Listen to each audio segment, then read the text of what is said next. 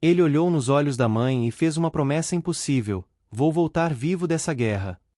Mas quando chegou nas montanhas geladas da Itália, cercado por metralhadoras nazistas em Monte Castelo, a guerra riu dessa promessa.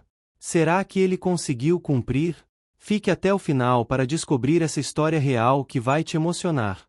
Antes de começar, me conta aqui nos comentários, de que cidade você está assistindo esse vídeo. E se você gosta de histórias reais emocionantes de guerras, se inscreve no canal e ativa o sininho para não perder nenhuma história incrível. Vamos começar! O outono de 1944 pintava as árvores de dourado quando Ricardo Almeida abraçou seus pais pela última vez antes de partir para a guerra. A estação de trem de São Paulo fervilhava com dezenas de outros jovens convocados, todos vestindo os uniformes recém-entregues da Força Expedicionária Brasileira, prontos para embarcar rumo ao fronte italiano onde os aliados lutavam contra as forças nazistas. Dona Carmen segurava o rosto do filho entre as mãos trêmulas, aquelas mesmas mãos que o embalaram quando era bebê, que curaram seus joelhos ralados na infância, que prepararam milhares de refeições com amor incondicional. Aos seus 52 anos, ela parecia ter envelhecido uma década apenas nas últimas semanas, desde que a carta de convocação chegará. Meu filho, por favor, tome muito cuidado, dizia ela com a voz embargada, enquanto lágrimas teimosas escorriam por seu rosto marcado pelo tempo e pelas preocupações. Esses alemães são perigosos, dizem que são soldados muito bem treinados. Você mal teve tempo de se preparar. Seu Antônio, um homem de poucas palavras mas de coração imenso, imigrante italiano que chegará ao Brasil ainda menino, mantinha postura firme, tentando ser forte para a esposa, mas seus olhos vermelhos denunciavam a tempestade de emoções que lutava para conter. Ricardo, com seus 23 anos recém-completados, ajustava o cap militar com uma mistura de orgulho e apreensão. Ele havia sido convocado junto com milhares de outros brasileiros depois que submarinos alemães torpedearam navios brasileiros, matando centenas de civis inocentes. O Brasil finalmente entrará na guerra ao lado dos aliados, e agora seus filhos iriam lutar em terras distantes contra o regime nazista de Hitler. Mãe, pai, eu prometo, disse Ricardo com uma convicção que parecia inquebrantável naquele momento, segurando as mãos de sua mãe com firmeza. Eu prometo que vou voltar vivo. Vou voltar para casa, vou me sentar novamente naquela mesa da cozinha e comer o seu nhoque como antigamente, mãe. Vou ajudar o senhor na marcenaria de novo, pai. Isso é uma promessa que faço olhando nos olhos de vocês. Podem contar comigo. Dona Carmen apertou ainda mais o filho contra o peito, como se pudesse protegê-lo das balas alemãs apenas com a força daquele abraço. O cheiro de lavanda de seu perfume simples se misturava com o odor de fumaça das locomotivas. Seu Antônio finalmente se aproximou e colocou sua mão pesada e calejada sobre o ombro do rapaz, apertando com força, transmitindo todo o amor e toda a preocupação que as palavras não conseguiam expressar adequadamente. A gente vai estar esperando, filho, conseguiu dizer o velho, sua voz falhando pela primeira vez que Ricardo podia lembrar. Toda noite, sua mãe e eu vamos acender uma vela para Nossa Senhora Aparecida e rezar por você. Você não está sozinho lá longe, ouviu bem? Deus vai estar com você, e nosso amor vai te acompanhar onde quer que você vá, até na Itália. O apito estridente do trem cortou o ar, anunciando a partida iminente. Oficiais do exército gritavam ordens, apontando para os vagões onde os pracinhas deveriam embarcar. Centenas de famílias viviam o mesmo drama ao longo da plataforma, mães chorando, pais tentando ser fortes, namoradas se despedindo de seus amados, irmãos mais novos sem entender completamente porque o irmão mais velho estava partindo para um lugar tão distante. Com um último beijo na testa da mãe e um abraço apertado no pai, Ricardo pegou sua mala de couro surrada e caminhou em direção ao vagão. A cada passo sobre o concreto da plataforma, sentia o peso da promessa que acabará de fazer. Voltar vivo. Parecia tão simples quando pronunciou as palavras, mas agora, enquanto subia os degraus do trem e encontrava um lugar junto à janela embaçada, a magnitude do que prometera começava a se revelar como uma montanha diante dele.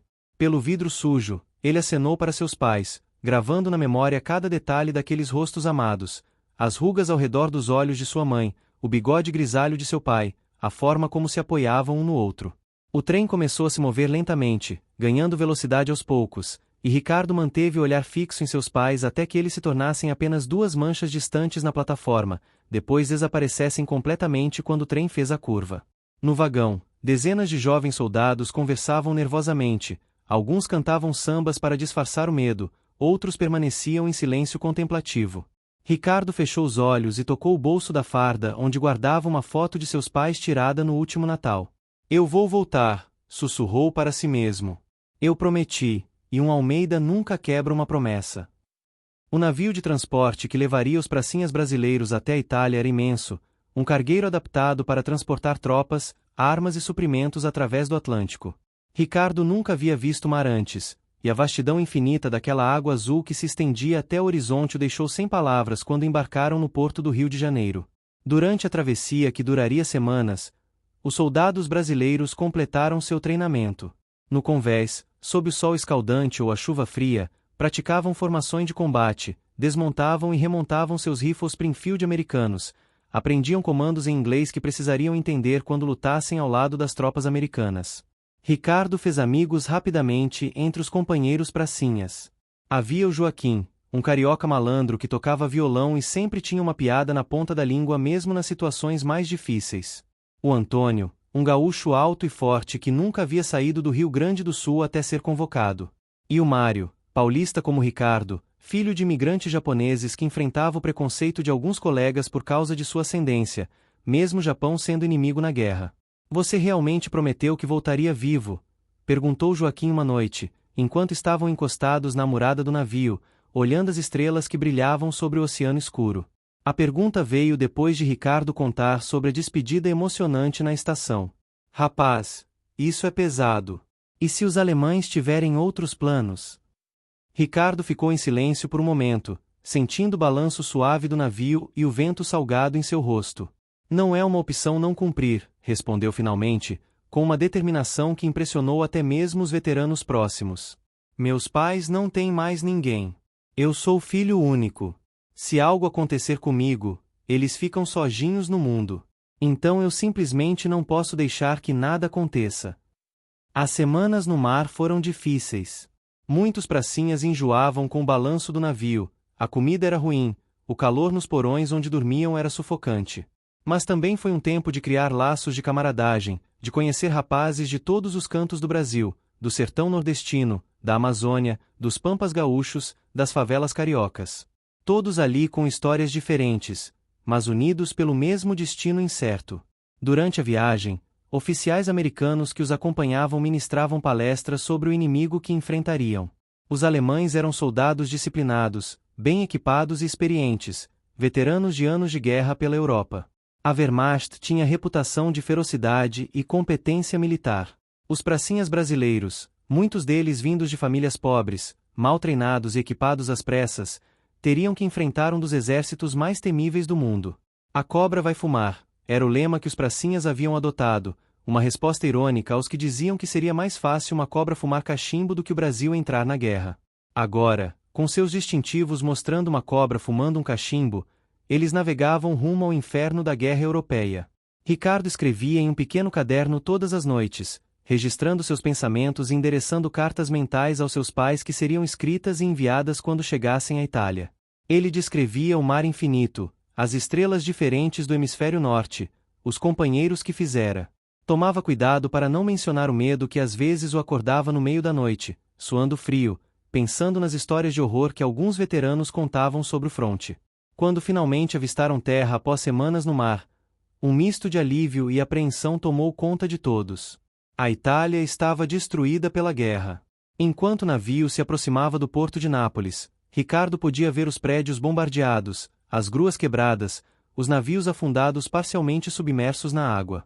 O cheiro de destruição chegava antes mesmo de desembarcarem. Bem-vindos à guerra, rapazes, disse o capitão brasileiro que comandava a companhia de Ricardo. A partir de agora, tudo que vocês aprenderam vai ser testado. Mantenham a calma, sigam as ordens, cuidem uns dos outros, e com a graça de Deus, voltaremos para o Brasil quando tudo isso acabar. O inverno nos Apeninos era algo que nenhum dos pracinhas brasileiros estava preparado para enfrentar. Acostumados com o clima tropical, muitos nunca haviam visto neve antes, e agora marchavam através de montanhas cobertas por uma camada branca e gelada, com temperaturas que desciam muito abaixo de zero. O frio era um inimigo tão mortal quanto os alemães, dedos congelados que não conseguiam puxar gatilhos, pés com princípio de gangrena dentro das botas molhadas, pneumonia que derrubava soldados mais rápido que balas.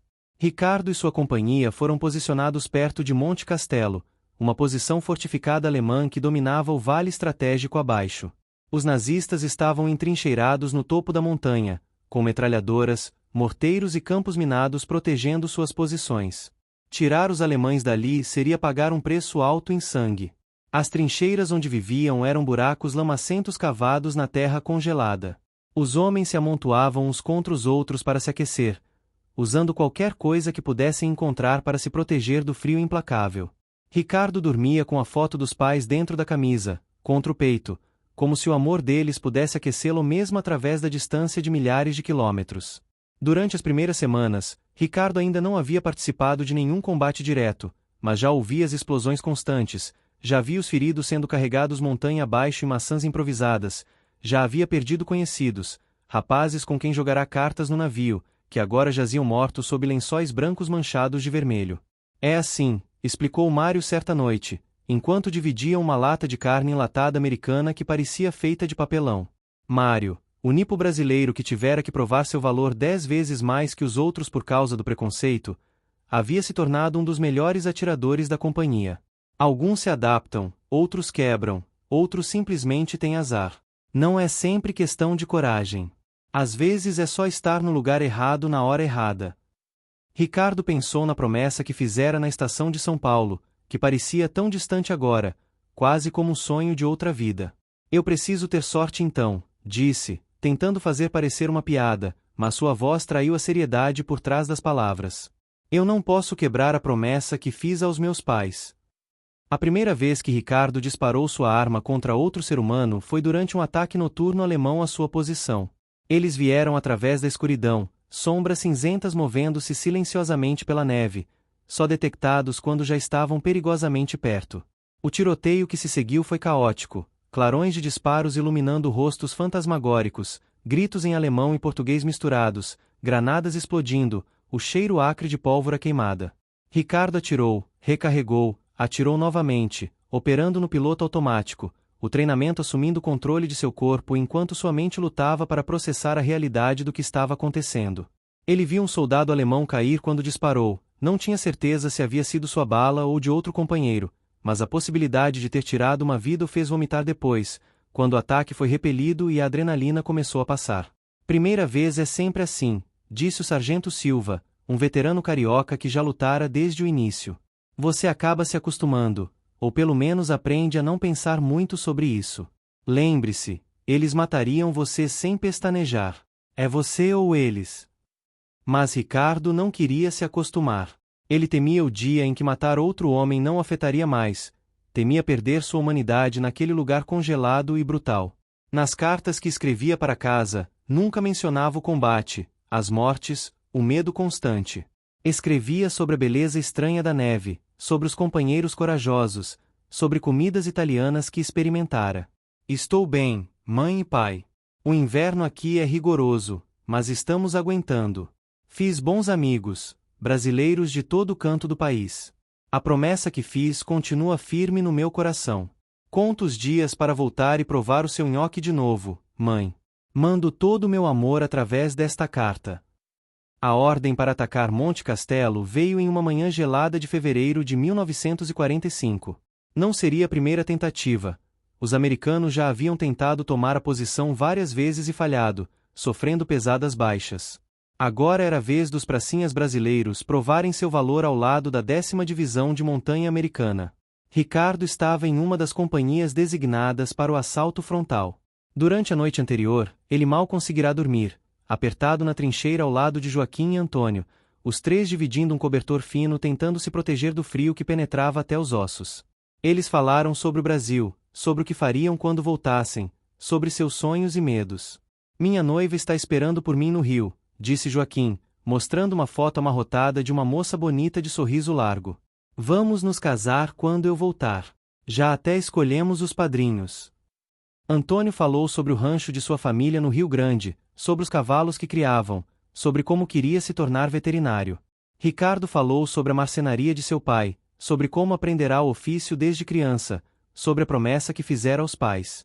Quando o amanhecer chegou trazendo uma luz cinzenta e fria, Os homens receberam suas últimas instruções. Avançariam sob cobertura de artilharia, mas sabiam que os alemães estavam bem entrincheirados e lutariam ferozmente por cada metro de terreno. Muitos não voltariam.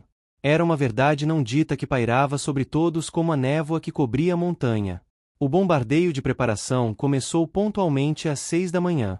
Centenas de canhões americanos e brasileiros abriram fogo simultaneamente, sacudindo a terra com sua fúria.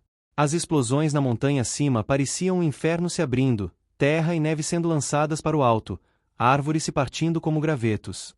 Por 30 minutos, aquele horror continuou, e então veio o silêncio súbito que era ainda mais assustador. Avançar! Avançar! Gritou o capitão, e Ricardo se viu saindo da relativa segurança da trincheira, correndo ladeira acima através da neve manchada de preto pela explosão dos projéteis.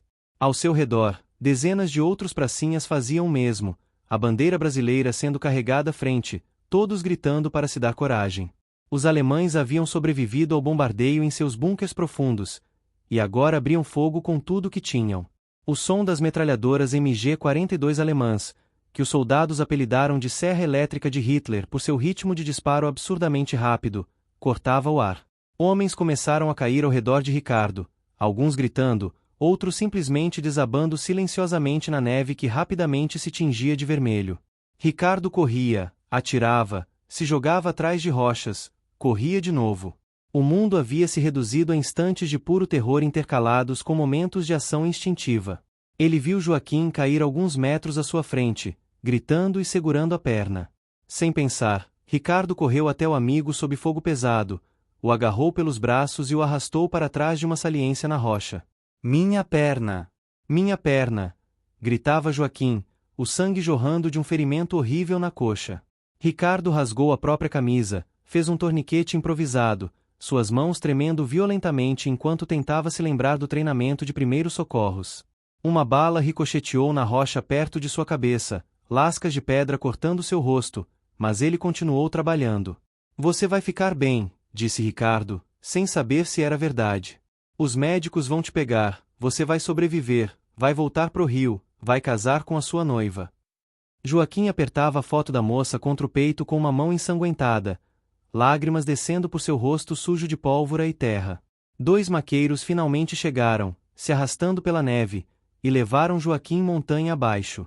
Ricardo nunca mais o viu durante a guerra, só soube semanas depois que o amigo havia sobrevivido e sido evacuado para um hospital de campanha, eventualmente retornando ao Brasil sem a perna, mas vivo. O ataque continuou por horas intermináveis. Os pracinhas conquistaram terreno metro a metro, pagando por cada avanço com sangue brasileiro derramado na neve italiana. Bunkers alemães eram tomados em combates brutais de corpo a corpo, com granadas sendo jogadas dentro das fortificações, homens lutando com baionetas e punhos quando as munições acabavam. Ricardo viu coisas que sabia que o assombrariam pelo resto da vida, coisas que nunca poderia contar aos pais. Quando finalmente tomaram a primeira linha de defesas alemãs, já era meio-dia e metade da companhia de Ricardo estava morta ou ferida. Ele se jogou dentro de uma trincheira alemã capturada, ofegante, seu coração batendo tão forte que parecia querer sair do peito. Ao lado dele, Antônio respirava com dificuldade, uma longa queimadura de bala no braço que ele ignorava completamente, muito focado em recarregar sua arma com mãos trêmulas. Ainda estamos vivos, disse Antônio, quase incrédulo. Por Deus, ainda estamos vivos. Ricardo tocou o bolso da farda onde guardava a foto dos pais, sentindo o papel amassado e manchado de suor e sangue. A promessa. Ele ainda tinha que cumprir a promessa. Mas a batalha estava longe de terminar, e os alemães já estavam organizando um contra-ataque. Os dias seguintes à tomada de Monte Castelo foram um borrão de combates incessantes, fome, frio e exaustão além de qualquer coisa que Ricardo havia imaginado. Os alemães lançavam contra-ataques ferozes tentando retomar suas posições perdidas, e cada ataque tinha que ser repelido com o pouco que restava de munição e de homens. Ricardo e Antônio foram separados durante um bombardeio alemão que destruiu parte das trincheiras recém-capturadas. Ricardo se viu lutando ao lado de soldados americanos da 10ª Divisão de Montanha, tentando se comunicar em seu inglês precário enquanto repeliam ondas de infantaria alemã que avançava através da neve em formações cinzentas e implacáveis. Foi durante um desses ataques que Ricardo viu Mário pela última vez. O atirador nipo-brasileiro estava em uma posição elevada, cobrindo o avanço de outros pracinhas, quando o morteiro alemão acertou diretamente sua posição. Ricardo viu a explosão, viu a terra e neve sendo lançadas para o alto, e quando a fumaça se dissipou, Mário não estava mais lá. Simplesmente desaparecera, como se nunca tivesse existido, apenas um buraco fumegante marcando o lugar onde momentos antes havia um jovem que sonhava provar que podia ser tão bom soldado quanto qualquer outro, independente de sua ascendência. A morte de Mário abalou Ricardo profundamente. Eles haviam se tornado amigos durante a travessia do Atlântico, haviam dividido inúmeras refeições ruins, haviam rido juntos das piadas de Joaquim. E agora ele se fora, apagado em um segundo, e Ricardo nem mesmo tinha um corpo para velar. Naquela noite, encolhido em um buraco gelado que servia de abrigo, Ricardo chorou pela primeira vez desde que chegará à Itália. Por que estou ainda vivo? Perguntou a si mesmo, olhando para o céu noturno onde estrelas indiferentes brilhavam sobre o campo de batalha silencioso.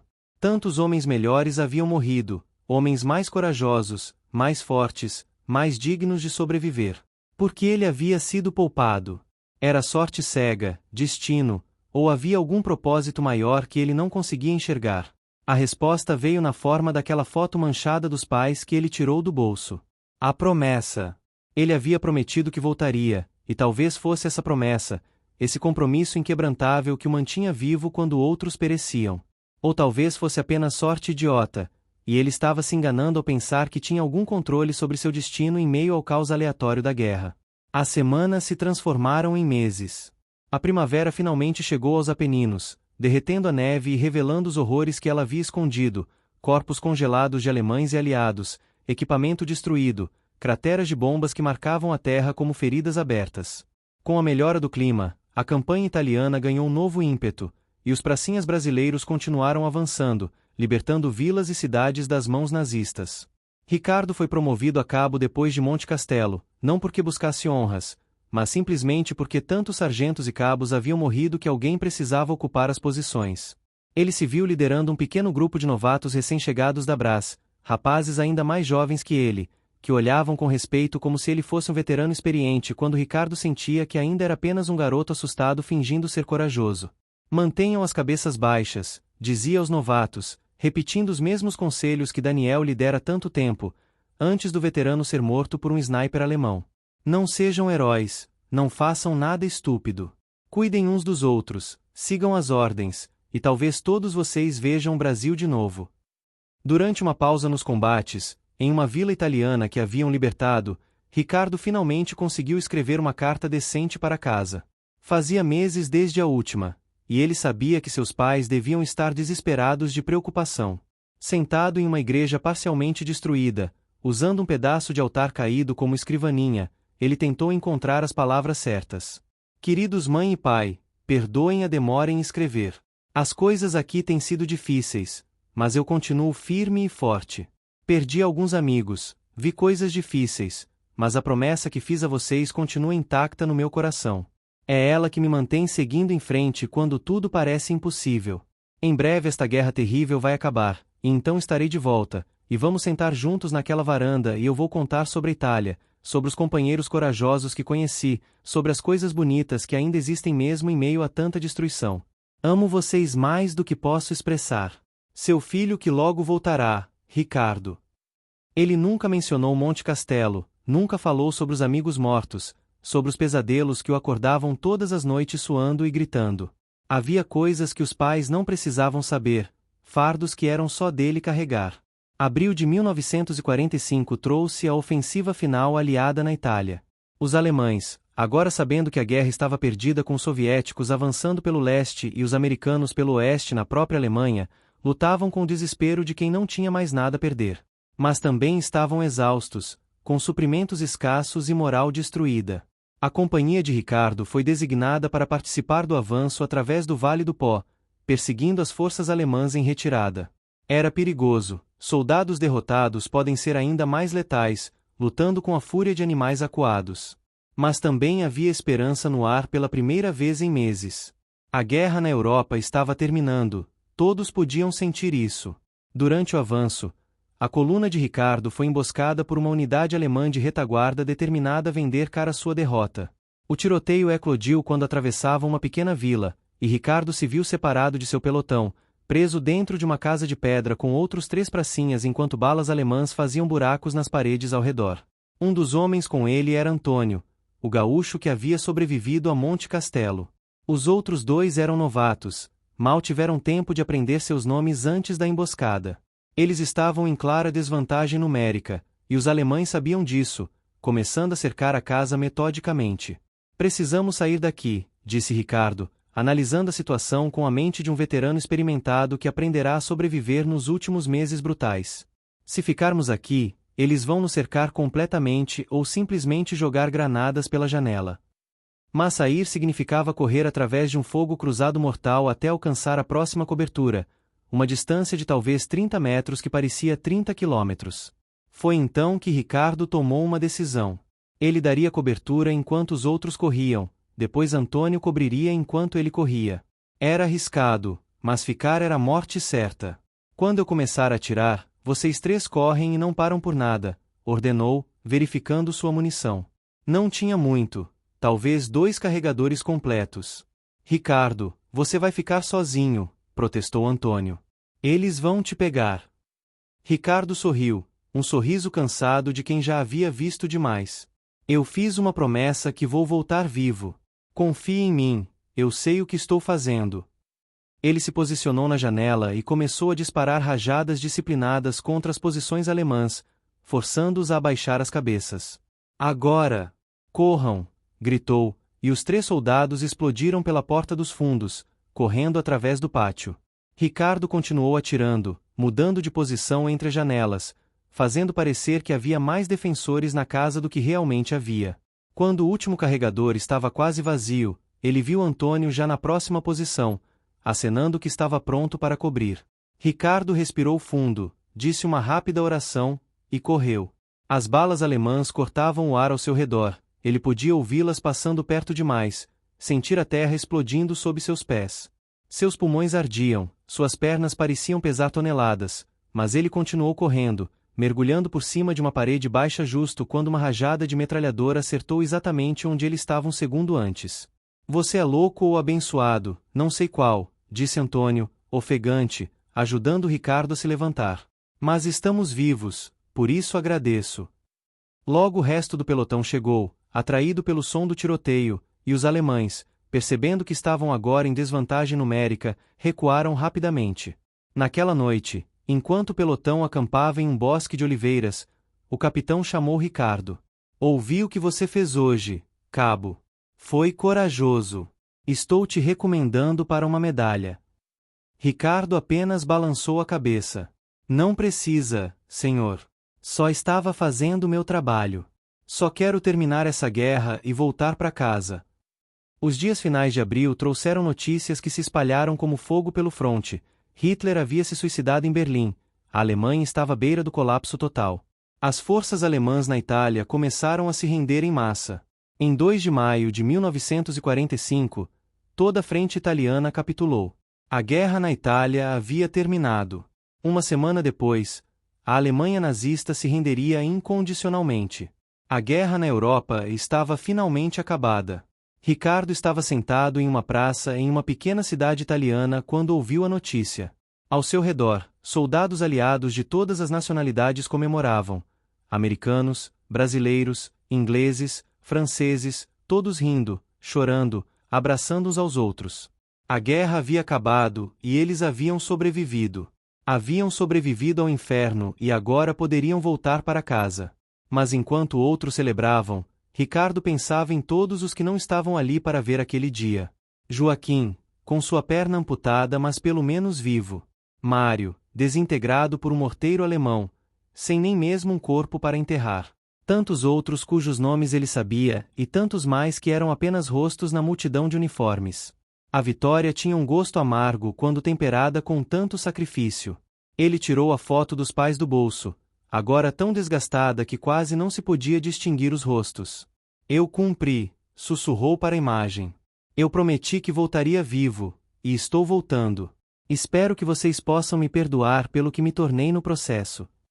Porque Ricardo sabia que não era mais o mesmo garoto de 23 anos que embarcara naquele trem em São Paulo há tantos meses atrás. Aquele garoto havia morrido em algum lugar nas montanhas geladas, e quem voltaria seria alguém diferente, marcado por cicatrizes que nunca curariam completamente. Levou semanas para que os preparativos fossem feitos para o retorno dos pracinhas ao Brasil.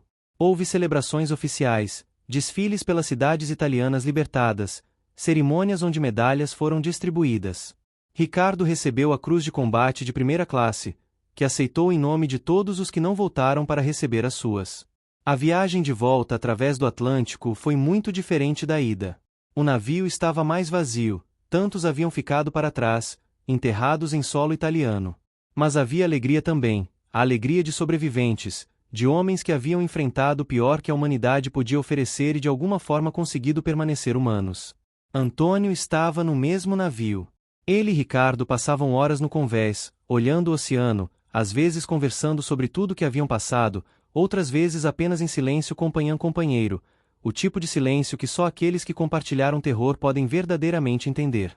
Eles faziam planos vagos de se visitar no Brasil, de manter contato, mas ambos sabiam que provavelmente nunca aconteceria. Cada um precisaria de sua própria forma de lidar com as memórias, e estar perto de alguém que as compartilhava poderia tornar o esquecimento impossível. Você realmente voltou vivo, disse Antônio um dia, recordando a promessa que Ricardo fizera há tanto tempo. Sua promessa foi cumprida. Ricardo olhou para o horizonte, onde em algum lugar além daquela linha estava o Brasil, estava São Paulo, estavam seus pais.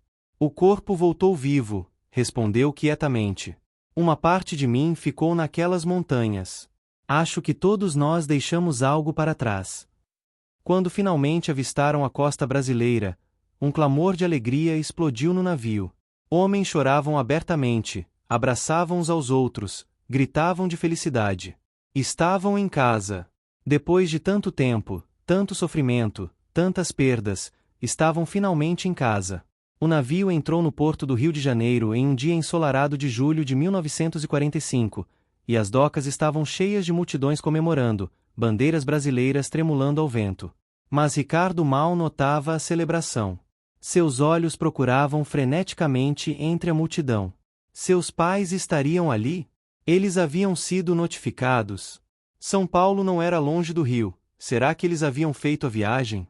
E então ele os viu, Dona Carmen com um lenço branco acenando freneticamente, seu Antônio ao lado dela, ambos mais velhos do que Ricardo lembrava, mais curvados pelo peso da preocupação dos últimos meses. Assim que a prancha de desembarque foi colocada, Ricardo foi um dos primeiros a correr para fora. Ele largou sua mochila, ignorou os gritos dos oficiais para manter a ordem, e correu. Correu através da multidão, uniformes e civis se confundindo, até finalmente alcançar seus pais e se jogar nos braços deles.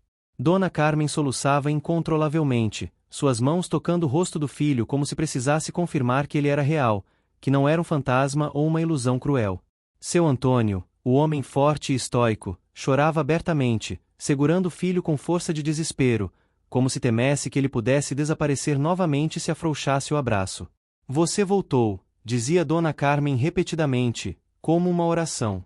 Meu filho voltou. Nossa Senhora ouviu nossas preces. Você voltou vivo, como prometeu. Ricardo apenas conseguia acenar, sua própria voz presa na garganta pela emoção. Ele havia cumprido a promessa. Contra todas as probabilidades, contra o inferno da guerra, contra a morte que viera buscar tantos outros, ele havia sobrevivido e voltado para casa. Mas enquanto abraçava seus pais, rodeado pela multidão jubilante e pelo som de bandas tocando músicas patrióticas, Ricardo sentia o peso de todas as promessas não cumpridas. Joaquim prometera à noiva que voltaria inteiro e voltou sem uma perna. Mário nunca voltaria de forma alguma. Quantos outros rapazes haviam prometido às suas mães que voltariam vivos e agora jaziam em túmulos distantes em terra estrangeira? Vamos para casa, disse finalmente seu Antônio, sua voz rouca de emoção. Vamos para casa, filho. Sua mãe fez nhoque, como você pediu na carta. Está tudo esperando por você. Ricardo pegou sua mochila, colocou um braço ao redor de cada pai, e os três caminharam juntos através da multidão, uma pequena família reunida no meio da grande celebração nacional. Os primeiros dias em casa foram estranhos para Ricardo. A casa onde crescerá parecia menor do que ele lembrava, ou talvez ele tivesse crescido de formas que não podiam ser medidas em centímetros. Sua cama era macia demais depois de meses dormindo no chão duro ou em trincheiras lamacentas. Os sons normais da noite, cachorros latindo, grilos cantando, o faziam acordar em pânico, mão procurando por uma arma que não estava mais ali. Dona Carmen notava o quanto seu filho havia mudado. Ele era mais quieto agora, seus olhos tinham uma profundidade sombria que não estava lá antes. Às vezes ela o pegava olhando para o nada, perdido em memórias que ele nunca compartilhava. Outras vezes ele acordava gritando no meio da noite, suando frio, tremendo violentamente, mas sempre insistia que estava bem quando ela corria para seu quarto. Seu Antônio, talvez por entender instintivamente o que o filho estava passando, dava a ele espaço e tempo. Ele o levava para trabalhar na marcenaria, onde o trabalho manual e focado oferecia a Ricardo um tipo de terapia, transformando madeira bruta em algo belo e útil com suas próprias mãos. Ali, no cheiro familiar de serragem e verniz, Ricardo às vezes conseguia esquecer por algumas horas. As pessoas na cidade queriam ouvi-lo falar sobre a guerra, sobre os combates, sobre como era matar alemães.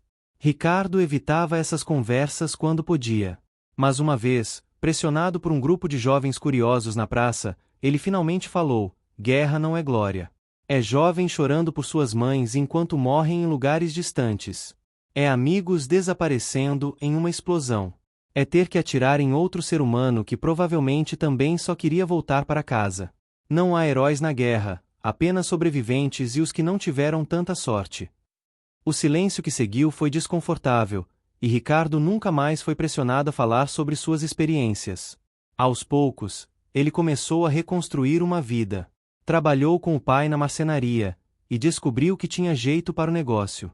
Suas mãos, que haviam segurado rifles e lançado granadas, agora criavam móveis bonitos que as pessoas admiravam. Meses depois de voltar, Ricardo recebeu uma carta de Joaquim.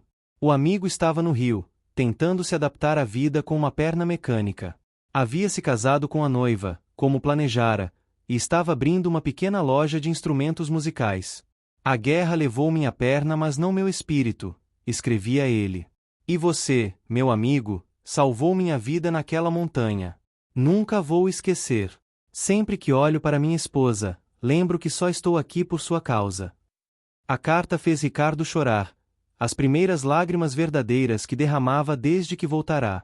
Ele respondeu, e os dois mantiveram correspondência pelos anos seguintes, uma amizade forjada nas montanhas geladas da Itália e mantida através das palavras escritas em papel. Anos passaram. Ricardo conheceu uma moça chamada Helena, professora primária na cidade, e se apaixonou pela sua gentileza e paciência. Ela não pressionava quando ele tinha seus momentos difíceis, não forçava conversas sobre coisas que ele preferia não discutir. Ela simplesmente estava lá, uma presença constante e amorosa que aos poucos foi ajudando a curar feridas que não eram visíveis. Casaram-se em 1948, em uma cerimônia simples na igreja da cidade. Dona Carmen chorou lágrimas de alegria. Seu filho não apenas sobrevivera à guerra, mas estava reconstruindo uma vida, encontrando felicidade depois de tanto sofrimento. Seu Antônio fez um discurso curto no casamento. Meu filho foi à guerra e cumpriu uma promessa. Agora está fazendo uma nova promessa, de amar e cuidar dessa moça maravilhosa. E se há algo que aprendi sobre Ricardo é que quando ele promete algo, ele cumpre. Os filhos vieram, primeiro um menino que chamaram de Antônio, como avô, depois uma menina chamada Carmen. Ricardo foi um pai dedicado, talvez superprotetor às vezes, sempre preocupado com a segurança de seus filhos de uma forma que Helena às vezes achava exagerada, mas entendia. Ele nunca contou aos filhos sobre a guerra quando eram pequenos, apenas que havia servido o país. Foi só quando Antônio Júnior tinha 15 anos e encontrou as medalhas do pai guardadas em uma caixa velha no sótão que Ricardo finalmente se sentou com seus filhos e contou, em versão editada, sobre sua experiência. Contou sobre a promessa que fizera aos avós, sobre os amigos que fizera e perdeu, sobre a importância de valorizar cada dia porque tantos não tiveram a chance de viver os seus. Por que o senhor foi, pai? Perguntou a pequena Carmen, com 10 anos na época. Por que arriscar sua vida assim? Ricardo pensou cuidadosamente antes de responder. Porque às vezes, filha, há causas maiores que nós mesmos. Havia um mal no mundo que precisava ser combatido, um mal que ameaçava tudo que tornava a vida digna de ser vivida. E embora a guerra seja a pior coisa que existe, às vezes é necessária para proteger o que é bom e certo. Dona Carmen viveu até os 82 anos, tempo suficiente para conhecer seus bisnetos. Em seu leito de morte, ela segurou a mão de Ricardo e disse: "Você não imagina o que significou para mim e seu pai quando você voltou daquela guerra. Tantas mães perderam seus filhos, mas você cumpriu sua promessa. Você voltou vivo, construiu uma família, viveu uma boa vida. Que mãe poderia pedir mais?" Seu Antônio a seguiu 2 anos depois, falecendo pacificamente durante o sono aos 85 anos. Ricardo, agora um homem de meia-idade com cabelos grisalhos e rugas ao redor dos olhos, segurou a mão fria do pai pela última vez e sussurrou: "Eu cumpri a promessa, pai. Eu voltei vivo, como disse que faria." Ricardo viveu até os 87 anos, uma vida longa e, considerando tudo, feliz. Tornou-se uma figura respeitada na comunidade, conhecido por sua marcenaria excepcional e por sua sabedoria tranquila. Ocasionalmente, em datas especiais como o Dia da Vitória, ele usava suas velhas medalhas e participava de cerimônias com outros veteranos, cada ano menos deles vivos para lembrar. Em suas últimas semanas de vida, deitado em uma cama de hospital rodeado por filhos, netos e bisnetos, Ricardo muitas vezes voltava em pensamento àquela estação de trem em São Paulo, tantas décadas atrás. Via o rosto de sua mãe jovem, as lágrimas escorrendo, ouvia sua própria voz fazendo aquela promessa solene. Ele havia cumprido sua promessa. Contra todas as probabilidades, sobrevivera quando tantos não sobreviveram. Mas carregou consigo, por toda a vida, a memória daqueles que não tiveram a mesma sorte. Mário, o nipo brasileiro que queria provar seu valor. Os incontáveis rostos de pracinhas jovens que jaziam em cemitérios italianos, cada um deles alguém que também havia feito promessas que nunca poderiam cumprir.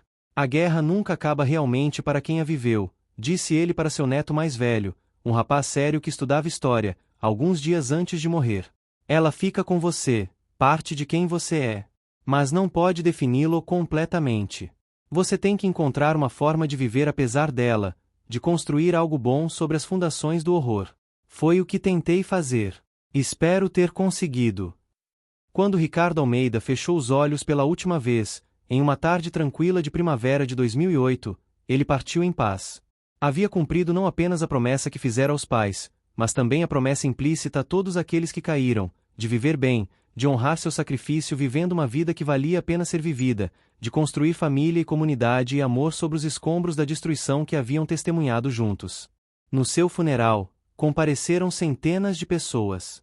Entre elas, um velho de bengala e uma perna mecânica, Joaquim, que viajara do Rio de Janeiro para prestar suas últimas homenagens ao homem que lhe salvara a vida em Monte Castelo.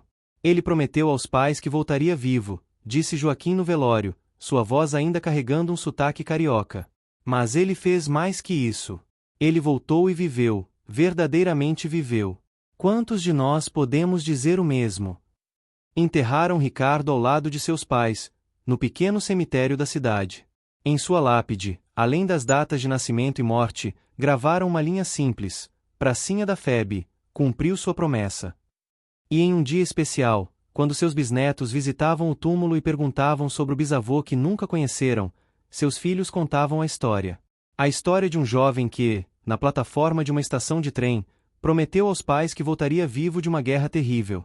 E contra todas as probabilidades, contra o inferno congelado das montanhas italianas, contra a fúria da máquina de guerra nazista, contra a própria morte que o rondou tantas vezes, ele manteve sua promessa. E então, tendo sobrevivido ao pior que a humanidade pode criar, ele passou o resto de sua vida mostrando o melhor que ela pode ser.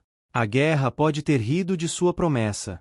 A guerra pode ter zombado da inocência daquele jovem de 23 anos que pensava que podia simplesmente prometer e fazer acontecer. Mas no final, através de sorte, determinação, e talvez algo maior, Ricardo Almeida teve a última palavra. Ele voltou. Ele viveu. Ele amou. E no processo, transformou uma promessa feita em desespero em um testemunho de esperança, que mesmo nos momentos mais sombrios da história humana, a vontade de cumprir uma promessa feita a quem amamos pode ser forte o suficiente para nos guiar através de qualquer tempestade. E assim, a promessa de um soldado, feita em uma manhã distante de 1944, ecoou através das décadas, um lembrete de que mesmo quando o mundo mergulha na loucura da guerra, o amor de família, o poder de uma promessa e a força da vontade humana podem, às vezes, triunfar sobre o caos. Ricardo Almeida prometeu voltar vivo. E ele cumpriu. Fim.